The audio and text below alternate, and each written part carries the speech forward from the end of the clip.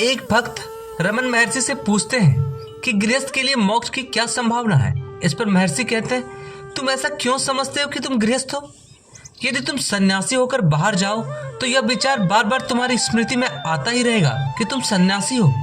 चाहे गृहस्थ में रहो अथवा गृहस्थ त्याग कर वन में जाओ, तुम्हारा मन तुम्हारे पीछे पड़ा ही रहता है। अहम भाव अर्थात देहाभिमान ही संकल्पों का मूल है। यही देह तथा संसार की सृष्टि कर तुम्हें गृहस्थ होने का भान कराता है। यदि तुम संसार से विरक्त हो जाओ तो गृहस्थ के स्थान पर सन्यासी का संकल्प उत्पन्न हो जाएगा तथा परिवार के स्थान पर वन का वातावरण। पर मानसिक बाधाएं सदैव ही यथावत बनी रहेगी। नए वातावरण में वे बढ़ भी जाती है। वातावरण का परिवर्तन सहायक नहीं होता, बाधा तो मन का है। इसे जीतना होगा, चाहे घर में रहो या जंगल में। यदि तुम इसे जंगल में जीत सकते हो तो फिर घर में क्यों नहीं जीत सकते? इसलिए वातावरण क्यों नहीं बदलते हो? तुम किसी भी वातावरण में हो, तुम इसी क्षण में प्रयास कर सकते हो। वातावरण तुम्हारी इच्छा अनुसार तुम्हारा परित्याग नहीं करेगा। मुझे देखो, मैंने घर छोड़ा, अपने आप को देखो। तुम घर का वातावरण छोड़कर यहाँ आए हो। यहाँ तुम क्या देखते हो? तुम्हारे घर के वातावरण से यहाँ कुछ भिन्न है? कोई व्यक्ति वर्षों तक निर्विकल्प समाधि में लीन होने के बाद भी जब उससे बाहर आता है तो वह अपने को उस वातावरण में पाएगा कि उसे मिलना अनिवार्य है।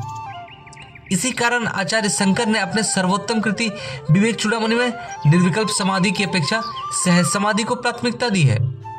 मनुष्य को प्रत्येक वातावरण के मध्य में सहज समाधि अर्थात अपने मूल अवस्था में रहना चाहिए। श्री भगवान ने बाद में कहा, प्राणायाम आंतरिक हो अथवा बाह्य, अंतः प्राणायाम आंतरिक श्वास संयम इस प्रकार है कि मैं देह नहीं हूं का विचार करना रेचक है और कोहम मैं कौन हूं इसका विचार करना पूरक है और सोहम मैं वही हूं इसका विचार करना कुंभक है।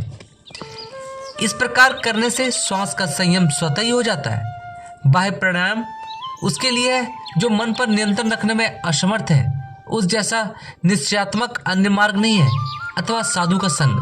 यदि साधु का संग उपलब्ध न हो तो बुद्धिमान मनुष्य को बाह्य प्राणायाम का अभ्यास करना अनिवार्य है। यदि वह साधु के सानिध्य में है, साधु आवश्यक शक्ति प्रदान करता है, चाहे वह दूसरों की दृष्टि में न दिखे। हठ योग में वर्णित प्रक्रिया के अनुसार ही प्राणायाम हो यह आवश्यक नहीं है।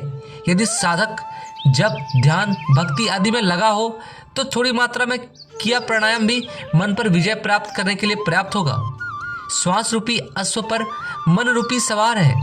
प्राणायाम उस घोड़े को नियंत्रित करता है। इस नियंत्रण से सवार पर भी नियंत्रण हो जाता है। प्राणायाम अल्प मात्रा में भी किया जा सकता है। श्वास के प्रति सतर्क रहना भी इसका एक प्रकार है। अन्य कार्यों से बेसुध हुआ मन श्वास के प्रति सजग रह सकता है। इससे श्वास का संयम होगा और इस प्रकार मन का संयम हो जाता है।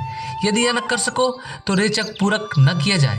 जब ध्यान आदि में कुछ देर तक श्वास रोक कर रखा जाए, इसके भी उत्तम परिणाम निकलेंगे।